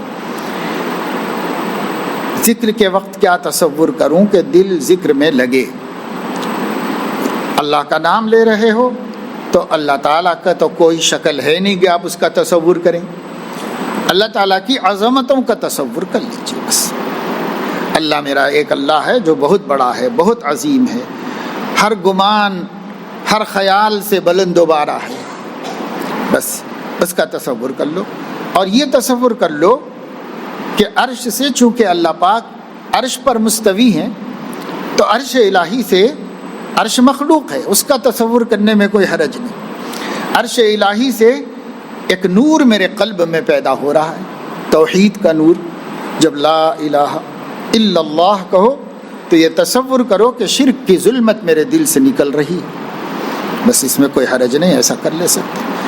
اب اس سے دل لگنا کوئی ضروری نہیں، یہ بات دھیان سے نکال دو کہ دل لگنا ضروری ہے، کام کرنا ضروری ہے، دل لگے نہ لگے اس سے کوئی مطلب نہیں، کام وقت پر ہو جائے یہ ضروری ہے، اس کا اہتمام کرو۔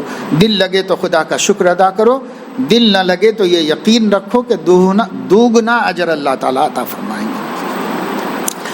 اہلیہ کی طبیعت اکثر ناساز رہتی ہے، دعا کروانا چاہتی ہے، اللہ تعالیٰ اس کو صحت کاملہ عاجلہ مستمرہ مستقرہ دائمہ نصیب فرمائے۔ ایک ٹرانسپورٹ گاڑی خریدی تھی، اس کو فروخت کرنا چاہتا ہوں، دعا فرمائیں کہ جلدی سے جلدی فروخت ہو جائے، جلدی ہو جائے، اچھی قیمت میں فروخت ہو جائے، آپ کے لیے آپ کے مسائل کے حل کا سبب بنے۔ اہلیہ کی طبیعت ناساز ہے، اللہ اس کو صحت کاملہ عاجلہ مستمرہ نصیب فرمائے۔ بندہ جب جلوت میں ہوتا ہے، مصروف ہوتا ہوں، امامت، تدریس وغیرہ، تو فون دیکھنے کی نوبت ہی نہیں آتی، فون پر بات چیت کے علاوہ اور کچھ استعمال نہیں، لیکن خلوت ہوتی ہے مصروفیت کے علاوہ، تو پاس اہلیہ صاحبہ سو رہی ہوں تب بھی فون پر قابو نہیں کر پا رہا ہوں۔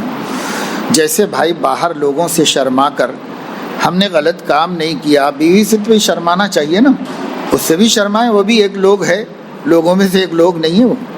ایسا تو برہمن سوچتا ہے کہ عورت جانور ہے، بھائی ہم نہیں سوچتے، ہم تو عورت کو انسان کا آدھا حصہ سمجھتے ہیں، اس لیے اس سے بھی شرمانا چاہیے۔ اور اگر وہ سو گئی ہے اس وجہ سے اس کا بھی ڈر نہیں ہے، تو سب سے زیادہ حیا کا حقدار اللہ تعالیٰ ہے، اور وہ تو دیکھ رہا ہے، اس کے لیے دن رات اکیلے اور مجمع سے کوئی مطلب نہیں، ہر جگہ دیکھتا ہے، برابر دیکھتا ہے اللہ رب العزت۔ اس لیے اللہ ہی کا تصور کافی ہے ہم کو اس سے بچنے کے واسطے۔ اس کا بہتر طریقہ یہ ہے کہ جیسے ہی ہم رات میں گھر میں پہنچیں تو اپنا فون والدہ محترمہ کو دے دو، میں صبح لے لوں گا، یہ رکھ دیجئے، آپ کے پاس رہنے دیجئے، میں صبح لے لوں گا، اور رات ان کی ہی تحویل میں رہنے دو، صبح لے لو، جب کام کے لیے ہم باہر نکلیں گے تو جاتے وقت لے کے جاؤ۔ اور جو لوگ ہمارے حلقہ ہیں، سرکل ہے ہمارا، ان سب کو چند دنوں میں پتہ چلے گا کہ اتنے بجے کے بعد فون نہیں اٹھاتا ہی ہے، اور اتنے بجے سے پہلے نہیں اٹھاتا ہے، تو وہ سب بھی کریں گے بھی نہیں، اتنا وقت ہو جائے گا تو بولیں گے کہ صاحب وہ تو اٹھاتا نہیں، کر کے کیا فائدہ ہے، لہذا نہیں کریں گے۔ تو لوگوں کو بھی معلوم ہو جائے گا کہ بھائی ہمارے ٹائمنگ دن میں ہی ہیں، بس رات ہم اپنے گھر والوں کے لیے یا ہمارے اللہ کے لیے، ختم۔ کچھ حصہ رات کا اللہ کے لیے رکھ لو اور کچھ حصہ رات کا بیوی بچوں کے لیے رکھ لو، بس۔ اور سب دنیا تو ہمیشہ دن بھر ہمارے ساتھ رہی، اب کب تک انہی کے ساتھ رہیں گے، کچھ حق اپنوں کا بھی تو ہے۔ تو اس لیے جو جوان لوگ ہیں وہ اپنا فون لے جا کر کے والدہ محترمہ کے ہاں رکھا دیں، اور جو گھر میں والدہ محترمہ نہیں ہے تو اہلیہ محترمہ کے ہاں رکھا دو، وہ تو بہت زیادہ پاسبان اور نگہبان ہوتی ہیں، چیک بھی کر لے گی، میسیجز بھی دیکھ لے گی، سب اطمینان کر لے گی، اس کے پاس رکھا دو، ڈر لگا رہے گا اس کا۔ جی یہ بات ویسے تو میں نے آپ کو مزاحیہ طور پر کہہ دیے، مگر سچی بات بھی یہی ہے، طریقہ یہی ہے۔ اپنے ہاتھ میں رکھ کر اپنے نفس پہ امید رکھنا بیکار سی بات ہے، خواہ مخواہ کیوں اپنے پاس رکھ کے، نفس پہ امید کرنے کے قابل ہی نہیں ہے، کوئی اچھی امید کرنا ہی نہیں چاہیے اس سے۔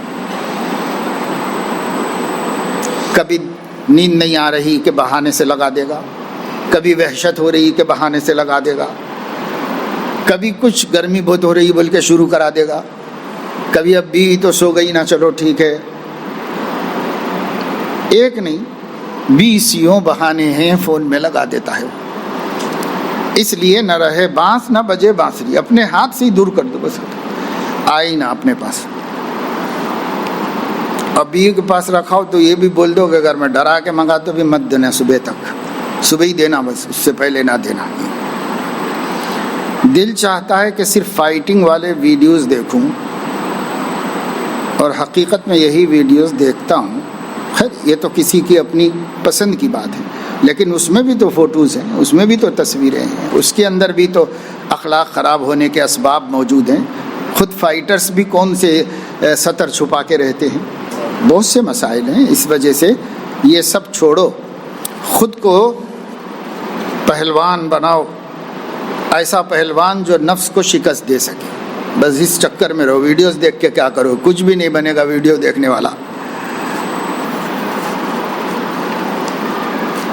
آج اس کو جب دعوت آتی ہے یا کہیں کھانے کا انتظام رہتا ہے تو دسترخوان پر مزیدار چیزیں ہوں تو ان چیزوں کی طرف دل مائل ہو جاتا ہے۔ تو دل تو مائل ہونا ہی چاہیے، دل کو اللہ نے ایسے ہی بنایا، اچھی چیز کی طرف جھکتا ہے۔ اپنی پسند کی طرف جھکتا ہے، جھکنے دو، مگر کھاؤ اتنا کہ نقصان نہ پہنچے۔ حضرت تھانوی رحمہ اللہ نے 40 باتوں میں یہ فرمایا، کھانے پینے میں نہ اتنی کمی کرے کہ کمزور یا بیمار ہو جائے، نہ اتنی زیادتی کرے کہ عبادت میں سستی ہونے لگے، بس۔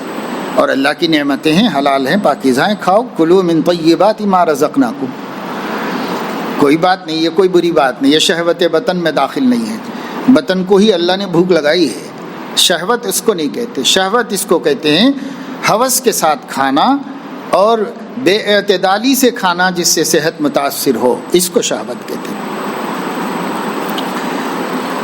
اچھا کھانا نظر آئے کھاؤ، جو پھل پسند ہے وہ کھاؤ، جو کھانا پسند ہے وہ کھاؤ، لیکن اگر وہ مضر ہے تو احتیاط سے کھاؤ۔ آقر کی گھر والی مزاج کے اعتبار سے سخت ہے اور زبان اس کی بہت تیز ہے، مگر صبر کے ساتھ زندگی گزارتا رہا ہوں، مگر اب حد سے آگے مسئلہ ہو گیا ہے، ہر بات پر ٹوکنا، مسجد سے آنے میں دیر ہوئی تو کہنا کہ دیر کیوں ہوئی، وجہ بتاتا ہوں تو کہتی ہے کہ جھوٹ ہے، چھوٹی زندگی کب تک ایسا ہو کر جھگڑا ہو جاتا ہے، نماز میں، درس میں، ہر عمل میں دل جمعی نہیں ہے، کیا کروں؟ ہے تو بہت بڑا مجاہدہ بھائی، لیکن یہ بھی دیکھنا ہے کہ ہمارے بچوں کی اماں ہیں، اور اگر بچوں کی اماں نہیں بنی ہے تو یہ معاملہ تازہ ہے، اچھی طریقے سے غور کر لیا جائے کہ اس طرح زندگی گزر سکتی ہے یا نہیں گزر سکتی ہے، علماء سے مشورہ کر لیا جائے، خاندان کے بڑوں سے بھی پوچھ لیں، پھر اس کے بعد یہ زندگی کو ختم کر دو، اس واسطے کہ وہ ایک شکی کو گھر میں رکھ کر کے سکون سے تو نہیں رہ سکتا آدمی، زندگی نہیں گزار سکتا۔ اور اگر واقعی جھوٹ بولتے ہیں تو ہمیں جھوٹ نہیں بولنا چاہیے، رات عورت کا حق ہے، کیوں نہ عشاء کی نماز پڑھاتے ہی سیدھے گھر میں جانا چاہیے۔ آپ کون سے 30 مار خواہ ہیں، سرور عالم صلی اللہ علیہ وسلم عشاء پڑھتے ہی گھر چلے جاتے تھے، ہم کیوں نہ چلے جائیں؟ کون سا ایسا دین کا کام کر رہے ہیں جو ہم نبی نہیں کرتے تھے؟ کون سا ایسا دوستوں کا حق ادا کر رہے ہیں جو نبی نہیں کرتے تھے؟ بھائی جب وہ رات گھر چلے جاتے تھے، جس کی باری اس کے گھر، رات ہوئی چلے جاتے تھے، اور دن میں حضور علیہ السلام کسی کے بھی گھر میں چلے جاتے تھے، سب ان کی بیویاں تھیں، اور کبھی کبھی کسی کے گھر میں کوئی اچھی چیز آ گئی تو سب کو بلا لیتے تھے، سب یہاں آ جاؤ، اور یہاں آ کر سب مل کے بیٹھ کے کھاؤ، سب کو بٹھا کے ایک ساتھ کھلا لیتے تھے۔ تو حضور علیہ الصلاۃ والسلام گھر والوں کو سنبھالنے کے لیے کچھ حقوق ادا کرتے تھے، یہ دیکھ لو کہ میری طرف سے حق تلفی تو نہیں ہو رہی، اگر میری طرف سے حق تلفی ہو رہی اس کا ازالہ کر کے دیکھو، تو انشاءاللہ حالات بدل جائیں گے، سنور جائیں گے۔ اور اگر اس کے مطالبات ناحق ہیں تو ناحق مطالبات میں اصلاح و تربیت کی کوشش کرو، اگر ہو جائے تو فبہا و نعمت، اور اگر نہ ہو جائے تو پھر راستہ دونوں اپنا اپنا الگ دیکھ لے سکتے ہیں۔ اس زمانے میں بچوں کی تربیت نہیں کی جا رہی، بیٹوں کی ان کے ماں باپ نہیں کرتے، بیٹیوں کی ان کے ماں باپ نہیں کرتے، یہ بے تربیت جوڑا ایک دوسرے کے لیے مصیبت بن جاتا ہے۔ پڑھانا لکھانے کو تربیت سمجھتے ہیں، تہذیب و زندگی گزارنے کا سلیقہ سکھانے کو تربیت نہیں سمجھتے۔ جو بچیاں ایسے سلیقہ مند ہیں وہ خود اپنے گھر کو بلکہ اپنے غصے والے شوہر کو بھی لے کے چلتی، ظالم کو بھی لے کے چل رہی ہیں بہت سی عورتیں۔ پر آپ یہ فیصلہ خود کریں گے کہ یہاں اللہ کو حاضر ناظر جان کر مصیبت کس کی طرف سے آ رہی، کون مصیبت بنا ہوا ہے، اس کو جانو، اپنے خاندان کے بزرگوں سے مشورہ کرو، وہ اہل تجربہ ہوتے ہیں، تجربے سے اچھا راستہ بتاتے ہیں، اچھا سکھاتے ہیں، اور اپنے بستی کے عالم کو حالات بتا کر ان سے بھی رائے لے لو، اور اس کے بعد اگر علیحدگی بہتر ہے تو ہنسی خوشی یہ بات طے ہو جائے کہ بھائی تیری مزاج کا تو جوڑا دیکھ لے، میری مزاج کا میں جوڑا دیکھ لیتا ہوں، بس نہ تم تکلیف اٹھاؤ دنیا میں، نہ ہم تکلیف اٹھائیں، دونوں آرام سے رہیں اپنی اپنی جگہ پر۔ لڑائی جھگڑے تک بات پہنچا کر طلاق کی نوبت مت آنے دو، یہ اچھا راستہ نہیں ہے، یہ برا راستہ ہے۔ اور صاحب اولاد ہیں تو میں یہ سمجھتا ہوں کہ ان بچوں کے اوپر رحم کر کے ایک دوسرے کو برداشت کرنا سیکھ لو بس، تاکہ یہ ہماری اولاد بے سہارا نہ ہو جائے۔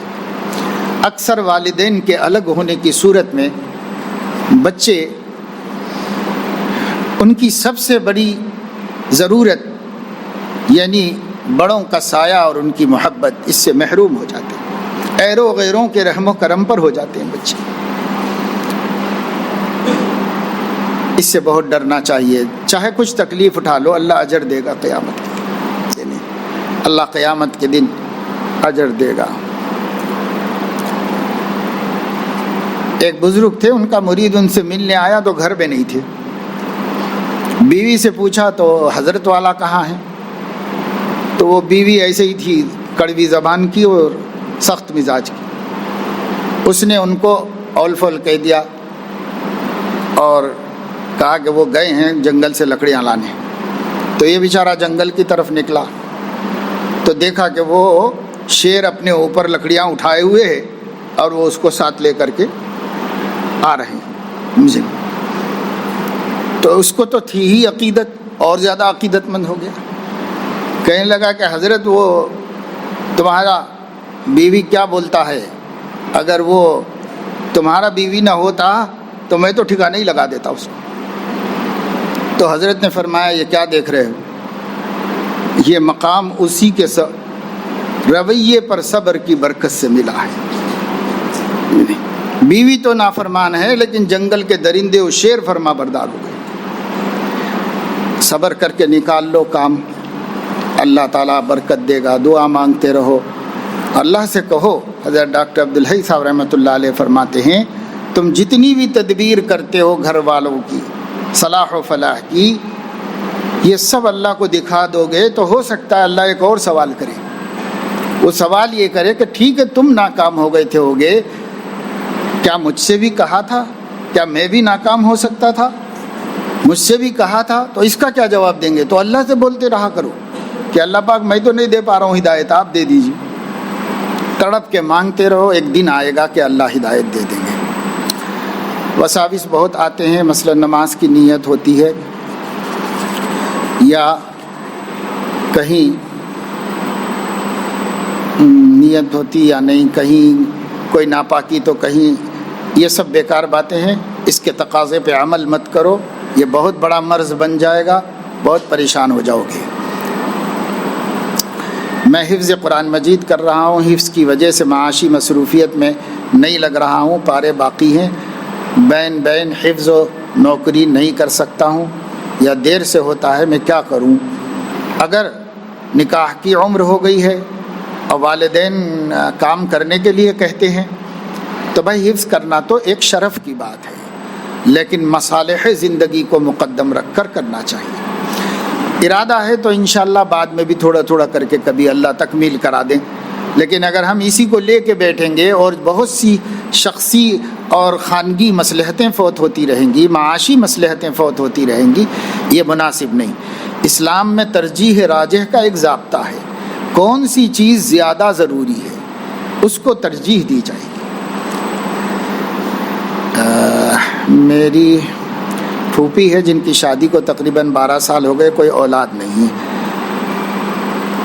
اولاد نہ ہونے کی وجہ سے ڈپریشن کا شکار ہو رہی ہے۔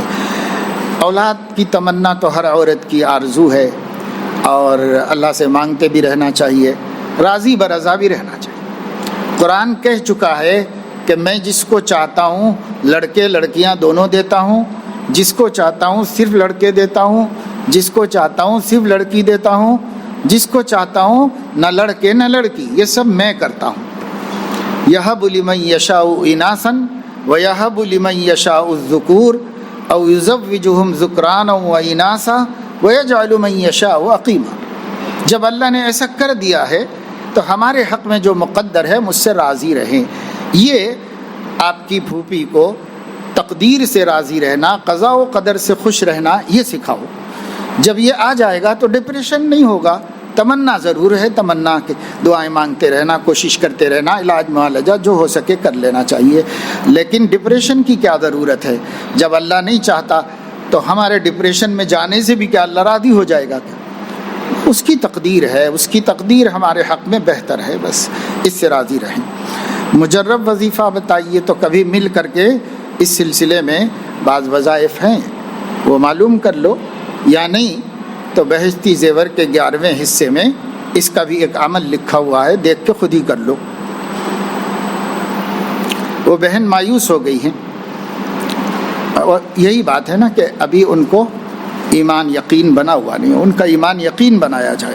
حل تو یہی ہے، اللہ سے حسن ظن سکھایا جائے، اس کے علاوہ کوئی حل نہیں ہے۔ اللہ تعالیٰ اپنے فضل و کرم سے ہمیں توفیق عمل نصیب فرمائے۔ یہ بات کی کسی مجلس میں دو، اس وقت 12 بج گئے۔ جو حضرات انفرادی اعمال میں لگیں، جو سفر کر کے تھکے ہوئے ہیں تو آرام کر لیں، باقی قرآن مجید کی تلاوت، اللہ کا ذکر، کسی دینی کتاب کا مطالعہ، اس میں لگو۔ اگر آرام کر چکے ہو، صبح رات میں آ کے بعض آرام کر چکے ہیں تو آرام تو اتنا ہی ہوتا ہے، اس سے زیادہ کا ہو۔ اور جو لوگ آرام نہیں کیے ہیں، ابھی تھک کے آئے ہیں، تو آرام کر لیں۔ سب لوگ اپنے اپنے کاموں میں انفرادی اعمال میں لگو۔ سبحانک اللہم و بحمدک، اشہد ان لا الہ الا انت، استغفرک۔